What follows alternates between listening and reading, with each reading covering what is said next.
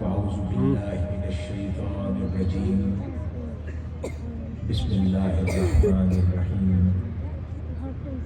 وما ينطق عن الهوى ان هو الا وحی یوحی صدق اللہ مولانا العظیم۔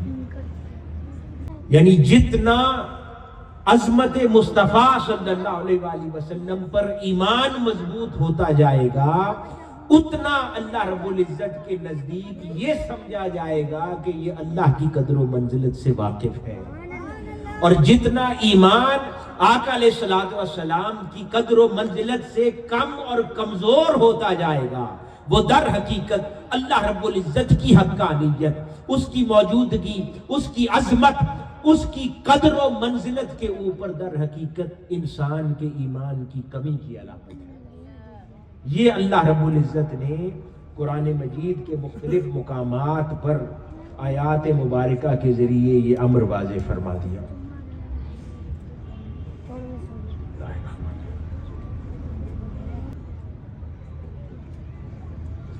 اللہ رب العزت نے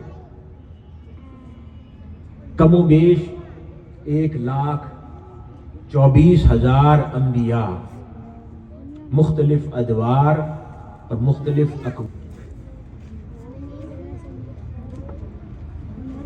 اور تمام انبیاء اور رسولوں کو اپنی قدر و منزلت اور عظمت پر دلیل بنا کر ہی مبعوث فرمایا، اور پھر ان سب کے درمیان سب سے بڑی دلیل تاجدار کائنات حضرت محمد مصطفیٰ صلی اللہ علیہ وآلہ وسلم کو بنا کر مبعوث فرمایا۔ اور ان انبیاء کرام کا ذکر جب قرآن مجید میں کیا گیا تو یہ خود امر اللہ رب العزت نے واضح فرما دیا کہ یہ یوں تو میرے ہی بھیجے ہوئے انبیاء ہیں، میرے ہی بھیجے ہوئے رسول ہیں، لیکن اپنی قدر و منزلت میں، اپنی عظمت میں، اپنے تصرفات و اختیارات میں، اپنی کرامت میں، اپنے معجزات میں، اپنے عرفان میں، قربت الہی کے مدارج میں یہ ایک دوسرے سے الگ الگ اور جدا ہے۔ یعنی اللہ رب العزت نے ان کے مابین اس فرق کو، پائے جانے والے فرق کو خود قرآن مجید میں ارشاد فرما دیا، جیسا کہ ارشاد باری تعالیٰ ہوا، اعوذ باللہ من الشیطان الرجیم، تلک الرسل فضلنا بعضهم علی بعض، کہ یہ سب رسول جو ہم نے مبعوث فرمائے ہیں، ہم نے ان میں سے بعض کو بعض پر فضیلت دی ہے۔ آگے پھر ارشاد فرمایا ان میں سے کسی سے اللہ نے براہ راست کلام فرمایا اور کسی کو درجات میں سب پر فوقیت عطا فرما دی، اور حضور نبی اکرم صلی اللہ علیہ وآلہ وسلم کو جملہ درجات میں سب پر بلندی عطا فرمائی۔ اسی طرح ایک اور مقام پر ارشاد ہوا آقا علیہ الصلوۃ ہو جائیں گے، اور نہ جانے کتنے قرآن مجید کے مقامات ایسے ہیں کہ جہاں پر اللہ رب العزت تاجدار کائنات صلی اللہ علیہ وآلہ وسلم کی عظمت و شرف و کرامت کا ذکر اپنی آیات مبارکہ کے ذریعے فرماتا چلا جاتا ہے۔ حاضرین گرامی، یہ ایک مغالطہ بدقسمتی سے چند اذہان میں ایسا پیدا ہو گیا یا پیدا کر دیا گیا، اور لوگوں میں سے کچھ طبقات یہ سوچنے لگے کہ تمام رسول اور انبیاء اللہ رب العزت کے ہی بھیجے ہوئے ہیں، تمام برگزیدہ ہیں، تمام محترم ہیں، تمام عظیم ہیں، ان کے درمیان درجات کا فرق ہے، انہی میں ہی تاجدار کائنات صلی اللہ علیہ وآلہ وسلم بھی مبعوث ہوئے ہیں۔ ہاں، کیونکہ آخری نبی اور رسول ہیں تو ان کے مقابلے میں ان سے بہتر ہیں، لیکن انہی کی جماعت میں اللہ کے رسول اور نبی ہیں۔ حاضرین مکرم، میں اس امر کو ایک مغالطہ کہہ رہا ہوں، کیونکہ اس حقیقت اور بات کا اللہ کے کلام اور حدیث نبوی صلی اللہ علیہ وآلہ وسلم سے کوئی تعلق نہیں ہے۔ اس حقیقت کو سمجھ لینا ناگزیر ہے۔ ہاں، تاجدار کائنات صلی اللہ علیہ وآلہ وسلم کو انبیاء اور رسولوں کی جماعت میں اللہ رب العزت نے ضرور بھیجا ہے، مگر ان جیسے نہیں ہے۔ تاجدار کائنات صلی اللہ علیہ وآلہ وسلم کو رسول بنا کر بھیجا ہے، رسالت کے ساتھ بھیجا ہے، وحی دے کر بھیجا ہے، انبیاء کی امامت دے کر بھیجا ہے۔ لیکن اگر کوئی یہ کہے کہ اس جماعت میں کچھ فضیلت کے ساتھ تشریف لائے ہیں تو ایسا نہیں ہے، بلکہ تاجدار کائنات صلی اللہ علیہ وآلہ وسلم کو اللہ رب العزت نے جو شان عطا فرمائی ہے اور جن شانوں پر قرآن خود دلیل کے طور پر جا بجا آیات مبارکہ کے ذریعے بیان کرتا ہے، وہ شانیں ایسی ہے کہ 1,24,000 کی صف میں کسی ایک کی شان بھی اس کے قریب بھی نظر نہیں آتی۔ حاضرین مکرم، اس سے دیگر انبیاء کرام یا رسولوں کی شان میں کمی واقعہ نہیں ہوتی، بلکہ اس امامت کے تسلیم کرنے میں ان کی شان اور عظمت بلند ہو جاتی۔ وہ کیسے کہ یہ ان کے لیے بھی فخر ہے کہ جس کو ان کا امام اللہ رب العزت نے بنایا ہے وہ کیسا ہے، اس کی عظمت کیسی ہے، اس کی شان کیسی ہے، اس کے تصرفات کیسے ہیں، یعنی وہ بھی اپنے امام کو دیکھ کر خوش ہوتے، بلا تشبیہ و بلا مثال۔ اگر کوئی ایک جماعت ہو اور پھر ایک جماعت کا قائد ہو اور جو فالو کرنے والا ہے وہ یہ تو سمجھے کہ میرا قائد مجھ سے بہتر ہے، لیکن اپنے درمیان اور قائد کے درمیان بہت زیادہ فرق نظر نہ آئے، وہ کتنا مطیع ہوگا۔ اگر اس کا فالوور اور اس کی جماعت کا ایک ذمہ دار اگر اپنے ہی قائد کو، اپنے امام کو، اپنے مرشد کو، اپنے شیخ کو اپنے آگے، پھر بہت آگے، بہت بلند، اس کے اعجاز میں، اس کے عرفان میں، اس کے علم میں، اس کی ذہانت کے، اس کے تصرف میں، اس کی کرامت میں، اس کے شرف میں بہت بلند دیکھے اور زمین و آسمان کا فرق دیکھے تو اس کے اعتقاد میں کتنا اضافہ ہو جائے گا یہ انسان سمجھ سکتا ہے۔ تو حاضرین گرامی، میں نے اس لیے عرض کیا کہ یہ ان کی عظمت ہے کہ ان کو اللہ رب العزت نے وہ امام اور قائد عطا کیا کہ جس کو وہ بہت آگے دیکھ پاتے ہیں، جن کو عظمت و شرف میں، عزت و کرامت میں، تصرف و مقام و مرتبے میں ان کو بہت آگے دیکھا، اور صرف یہاں نہیں دیکھا، یہاں تک کہ جب محشر کا میدان بپا ہوگا تو وہاں پر اللہ رب العزت کے حضور ایک ہی کرسی لگے گی جسے مقام محمود کہا جائے گا، اس کرسی پر مگر ایک ہی شخصیت جلوہ افروز ہوگی، وہ تاجدار کائنات صلی اللہ علیہ وآلہ وسلم ہے۔ بس وہ ایک نور چمک رہا ہوگا، باقی سب نیچے ہوں گے، خدا کے حضور ایک ذات جلوہ افروز ہوگی کرسی محمود پر، وہ تاجدار کائنات صلی اللہ علیہ وآلہ وسلم کی ذات بابرکات۔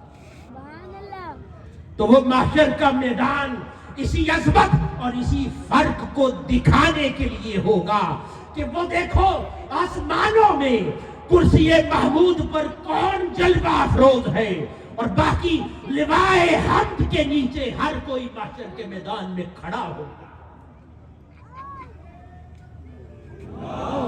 عظمت ہے،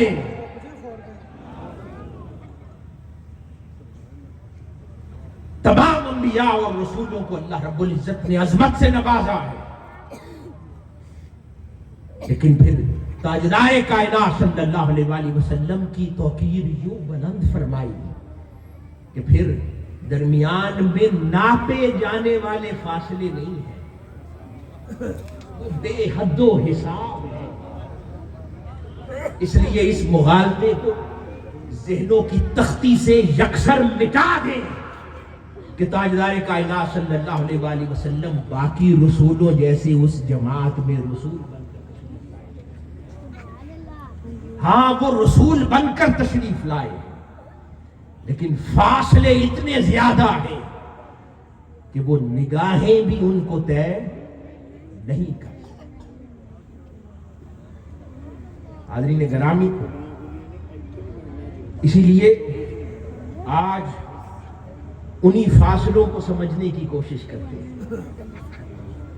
تاجدار کائنات صلی اللہ علیہ وآلہ وسلم کی عظمت آپ کے اختیارات و تصرفات کے آئینے میں دیکھنے کی کوشش کرتے ہیں۔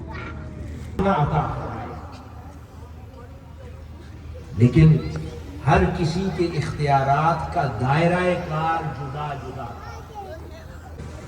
اسے حضرت سیدنا ابی ہریرہ رضی اللہ تعالیٰ عنہ نے روایت کیا، وہ بیان کرتے ہیں کہ رسول اللہ صلی اللہ علیہ وآلہ وسلم نے ارشاد فرمایا کہ کوئی نبی ایسا نہیں مگر جتنے لوگ، یہ بڑی غور طلب بات ہے، جتنے لوگ اس پر ایمان لائے ان کے مطابق ہی اسے تصرفات و معجزات دیے۔ یہ بخاری اور مسلم کی روایت ہے، اور دائرہ کار کا تعین آقا علیہ الصلوۃ والسلام نے اس حدیث مبارکہ سے خود فرما دیا کہ کوئی نبی ایسا نہیں مگر جتنے لوگ اس پر ایمان لائے ان کے مطابق ہی اسے تصرفات اور معجزات دیے گئے، اور جو چیز بطور معجزہ مجھے دی گئی وہ وہی قرآن ہے جو اللہ تعالیٰ نے میری طرف فرمائی۔ بس مجھے امید ہے کہ قیامت کے روز میرے پیروکار سب سے زیادہ ہوں گے۔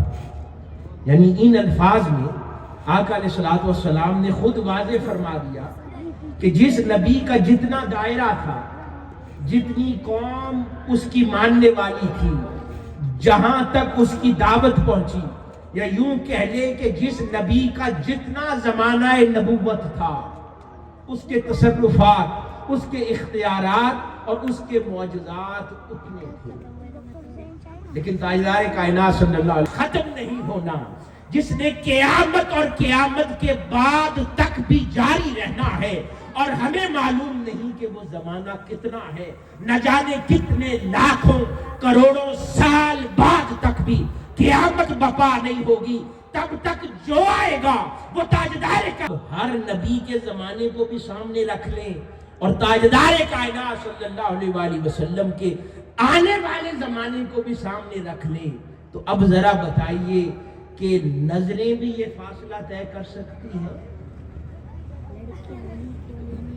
یہ نہیں کر سکتی ہیں۔ اور یہ زمانہ 1400 سال پہلے تاجدار کائنات صلی اللہ علیہ وآلہ وسلم کا طلوع نہیں ہوا۔ آقا علیہ الصلوۃ والسلام کا زمانہ تو وہ بھی تھا کہ جب آدم علیہ السلام کا جسد خاکی ابھی بننے کے مراحل میں تھا۔ تاجدار کائنات صلی اللہ علیہ وآلہ وسلم کا زمانہ تو وہ بھی تھا کہ جب سیدنا آدم علیہ السلام نے عرش الہی کی طرف تکا تھا تو عرش کے ستونوں پر اسم محمد کو لکھا دیکھا تھا۔ وہ بھی اس بات کی دلیل ہے کہ زمانہ میرے مصطفیٰ کا ہے، وہ زمانہ بھی مصطفیٰ کا تھا، یہ زمانہ بھی مصطفیٰ کا ہے، آئندہ آنے والا ہر زمانہ بھی مصطفیٰ کا ہوگا۔